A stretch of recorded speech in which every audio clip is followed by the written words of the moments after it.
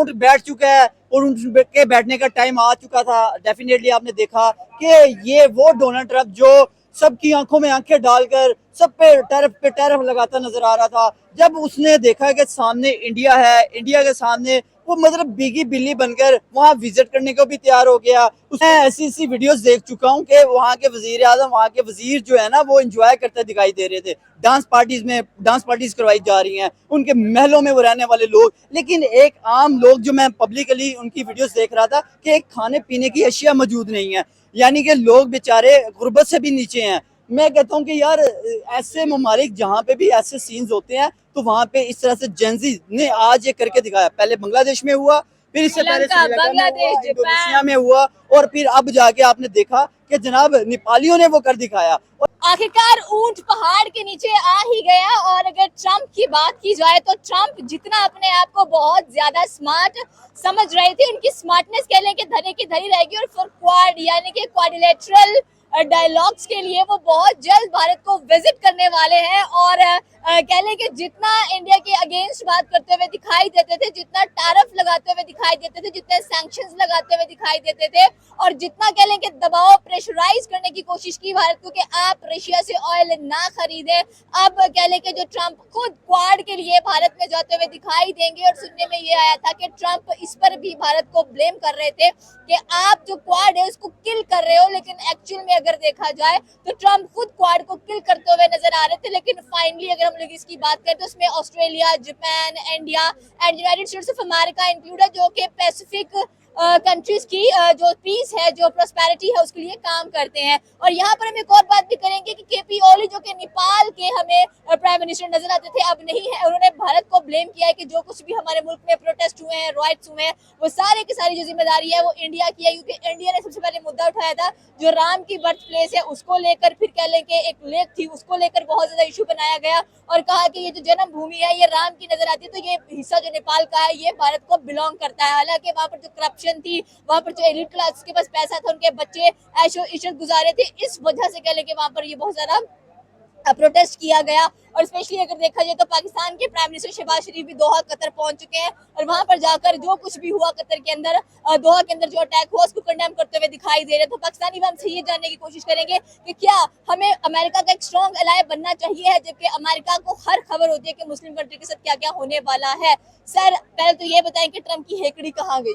देखिए, स्टार्ट आपने लिया था ऊंट किस करवट बैठेगा, तो यकीन करेंगे ऊंट बैठ चुका है और उनके बैठने का टाइम आ चुका था। डेफिनेटली आपने देखा कि ये वो डोनाल्ड ट्रंप जो सबकी आंखों में आंखें डालकर सब पे टैरिफ लगाता नजर आ रहा था।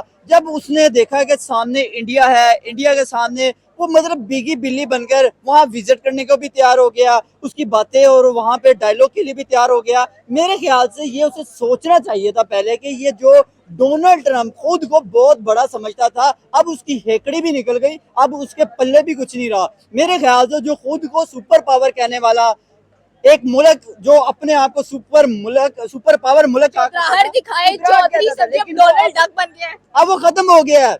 मतलब वो अब उसके लेवल की बात ही नहीं है। अब उसके लेवल की बात ये रह गई है कि भाई वो डोनाल्ड ट्रंप अब मोदी के पैरों में गिरता दिखाई दे रहा है। मेरे ख्याल में ये इसे पहले ही सोचना चाहिए था कि ये दूसरी कंट्रीज के ऊपर जो सैंक्शन से लगा रहा है उसका असल में इस खिते में, इस एरा में, इस एशिया में उसका असर रसूख खत्म होता नजर आ रहा था। ना तो रशिया उसकी बात मान रहा है, ना यहाँ पे चाइना उसकी बात मान रहा है, ना यहाँ पे इंडिया उसकी बात मान रहा है। तो डेफिनेटली तो उसको कहीं ना कहीं तो अपने अपने पंजे गाड़ दे है ना, तो कैसे वो यहाँ पे इंडिया का सहारा ना ले। अब शर्मिंदों की तरह क्वाड में जाते हुए दिखाई दे रहे हैं। देखिए, ये डेफिनेटली अब उसने ये करना ही था। अगर वो ये नहीं करेगा तो कभी भी वो आगे नहीं बढ़ पाएगा। जो उसका मकसद ये है कि यार ओवरऑल अब इस टाइम आपको पता होगा कि यूएसए में भी बहुत सारी चीजों में क्राइसिस का सामना करना पड़ रहा है। यार अगर वो टैरिफ लगाएगा, चीजें महंगी होगी, आम आदमी की पहुंच से दूर होंगी, तो डेफिनेटली अमेरिका कौन सा वो कहीं नई मखलूक है कि वहां पे महंगाई नहीं हो सकती।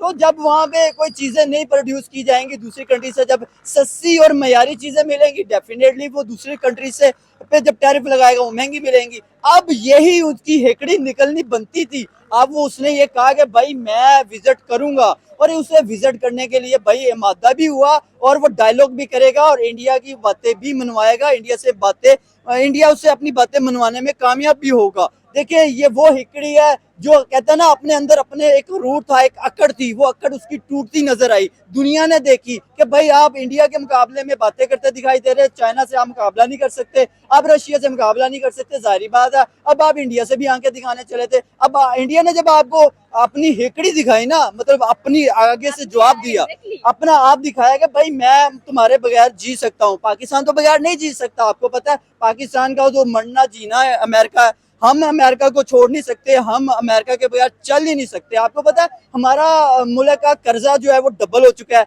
लेकिन डेफिनेटली अभी आप बात करिए इंडिया और अमेरिका के जो है इस मुद्दे पे बात करिए, तो मैं डेफिनेटली उसी मुद्दे पे रहूंगा।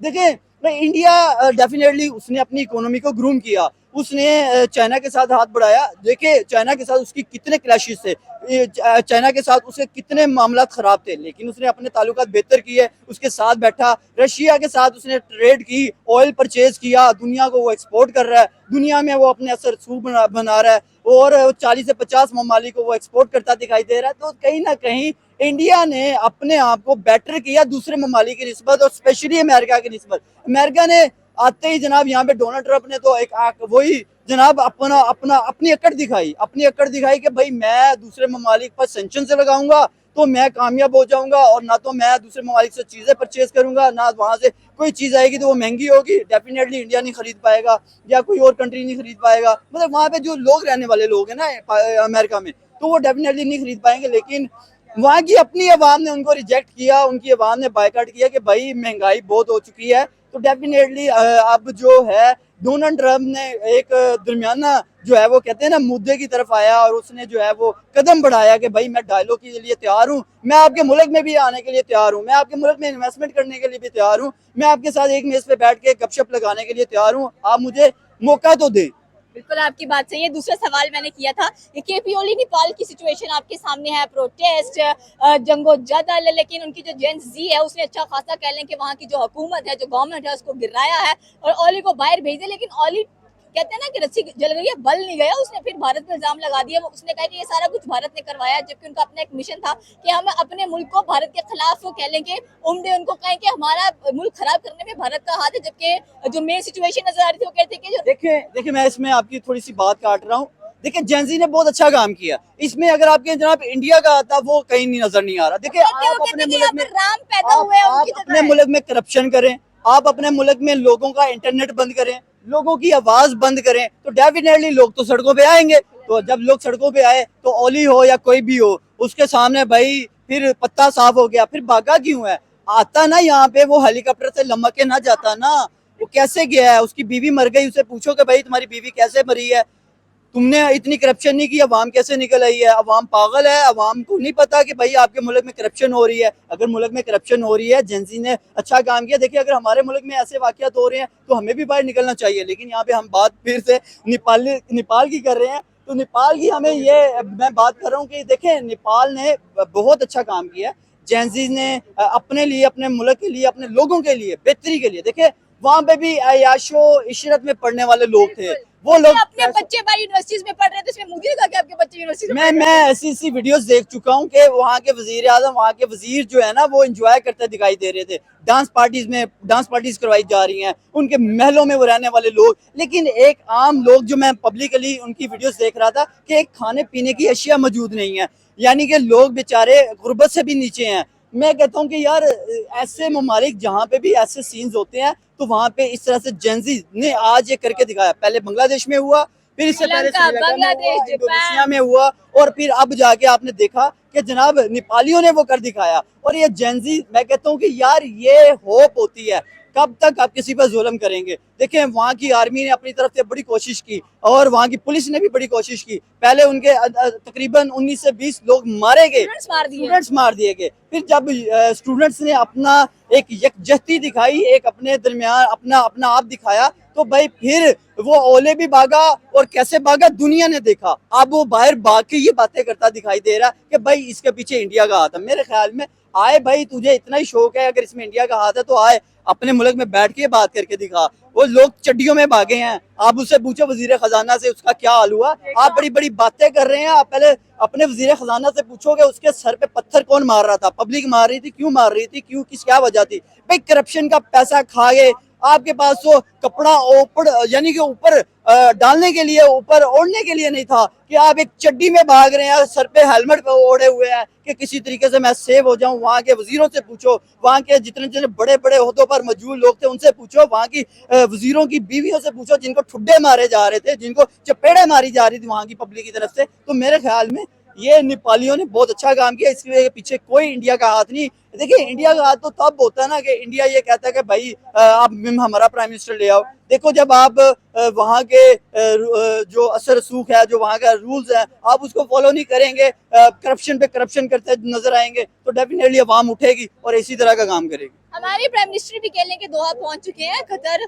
और जाकर कह लें कि कतरी जो शहजादे हैं उनसे मुलाकात की है। तब वो क्या लगता है कि ट्रम्प के साथ पाकिस्तान को स्ट्रॉन्ग एलाय बनना चाहिए? देखें देखें, मैं यहाँ पे एक्टिंग करना नहीं चाहता, मैं असल में मांगने नहीं आया, मैं सिर्फ यहाँ पे वैसे ही आया हूँ। मैं आप लोगों का हाथ बढ़ाने आया हूँ, मैं आप लोगों को कहने आया हूँ कि हम आपके साथ खड़े हैं, आप बस हमें दौलत दे दें, हमें पैसा दे दें। असल में सॉरी, मैं ये बात नहीं करना चाह रहा था।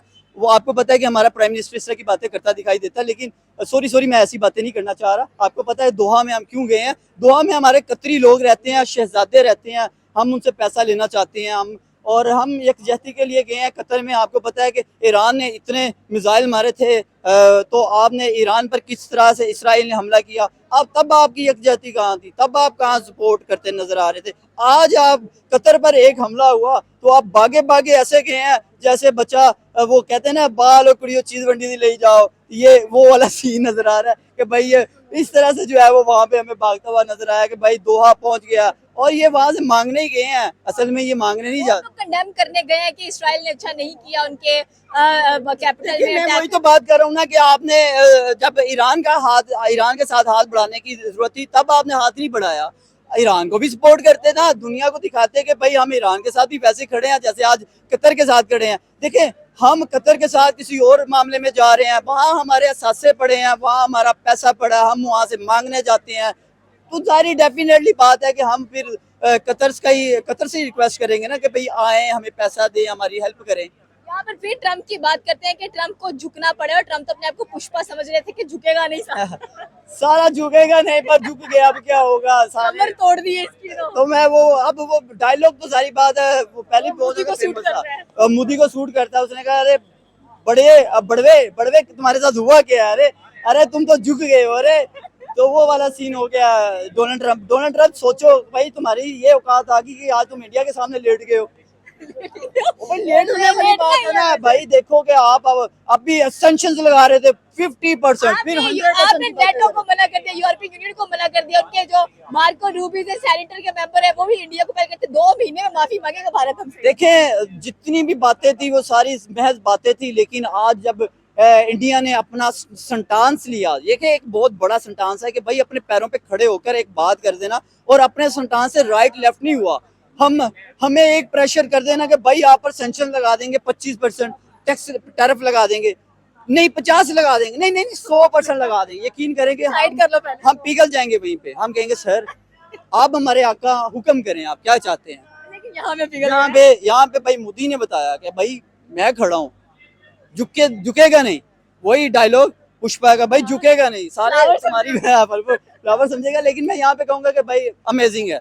देखो मोदी अगर खड़ा रहा तो मोदी के पीछे भी ताकतें थी। वो कौन सी ताकतें थी? रशिया थी, चाइना थी। चाइना और रशिया ने देखा कि यार ये जो एरा है, ये ओरा है, इस ओरा में अब किसकी बात मानी जा रही है, तो डेफिनेटली रशिया की, चाइना की बात मानी जा रही थी। तो और डोनाल्ड ट्रम्प ने देखा कि यार ये खिता मेरे हाथ से निकल गया, 3 बड़ी कुव्वतें हैं। अब देखा जाए अगर चाइना, ट्रम्प कह रहा था कि यूएसए को चूज कर लो, रशिया को कर लो, यहाँ आप कह लें कि ब्रिक्स को कर लो, तो उसने तो आपको भी बुला लिया अपने मुल्क में। देखिए वो उसको अपनी शिकस्त नजर आ गई, उसको पता चल गया कि ब्रिक्स में अगर कोई 3 बड़े ममालिक है ना, तो उसमें एक चाइना है, एक रशिया है, ना तो मैं चाइना को झुका सकता हूँ ना रशिया को झुका सकता हूँ। तो यार अगर बात मनवा सकता हूँ तो मुझे झुकना पड़ेगा, तो मैं यहाँ पे चला जाता हूँ और यहाँ पे मेरी मानी भी जाएगी। वो समझो कि इस टाइम मोदी के सामने झुक गया। जिंदगी की बात नहीं है ट्रम्प के लिए, आप सुपर पावर, आप चौधराहट दिखा रहे हैं, आप Chaudhary at the end of the day. देखिए कौन सी पावर, वो असल में मतलबी है, वो अपनी मतलब के लिए आया है। आपको पता है उसका मतलब क्या होगा? उसके मुल्क में इस टाइम क्राइसिस चल रहे हैं, वो चाहता है कि यार ये नया खिता नई तरफ ना जाए, एक नया मोड़ ना दिखे यहाँ पर। वो ये चाहता है कि ये जो मोड़ अभी इन्होंने बना लिया ब्रिक्स का, ये किसी तरीके से एक अलायंस होता हुआ हमें दिखाई नहीं देना चाहिए। वो इस अलायंस को तोड़ने की कोशिश में लगा हुआ है। वो अब इंडिया को बड़ी ऑफर्स देगा, वो इंडिया पे मेहरबानी भी करेगा, इंडिया पे कहेगा कि भाई किसी तरीके से जो है वो मैं इस पर मेहरबानी करूं, मैं आप पर इतने इतने जनाब मतलब टैरिफ भी खत्म करेगा, आपको वहाँ इन्वेस्टमेंट करता भी दिखाई देगा कि किसी तरीके से चाइना और रशिया का साथ छोड़ दो। लेकिन मुझे नहीं लगता कि इंडिया इस तरह की हरकत करेगा, क्योंकि इंडिया ने सोच कर ये कदम उठाया। लेकिन अगर कहीं पे इंडिया ये दोगलाबाजी कर जाता है या कहीं पे ये गलत हरकत कर जाता है कि चाइना और रशिया का हाथ छोड़ जाता है, मुझे नहीं लगता ये बेवकूफ़ी करेगा। लेकिन अगर ये बेवकूफ़ी करके तो इंडिया एक जो है वो खुद को कमज़ोर कर लेगा, क्योंकि अमेरिका से हासिल कुछ नहीं होगा। अमेरिका सिर्फ अपने मतलब के लिए यूज़ करता है। आज तक पाकिस्तान को यूज़ किया तो उसने अपने मतलब के लिए यूज़ किया। आज अगर पाकिस्तान जब भी वो पुकारता है, हम ऐसे भागे जाते हैं जैसे जनाब कहते हैं स्वाब का काम। आपको पता है हमारा मुल्क तो गिरवी है एक हिसाब से, हम पे इतना कर्जा है कि आए दिन हम ये सोचते हैं कि किसी दिन एक एक बच्चे को, एक एक बंदे को यहाँ से सेल कर दिया जाएगा, बेच दिया जाएगा। सर भावनाओं में बह गए हैं एक बार फिर से, लेकिन बात अच्छी की, गो कड़वी थी। दिल दुखा है, टूटा तो नहीं। आप भी मायूस है, मैं भी मायूस हूँ। तो मिलते हैं अगले वीडियो में। अल्लाह हाफिज।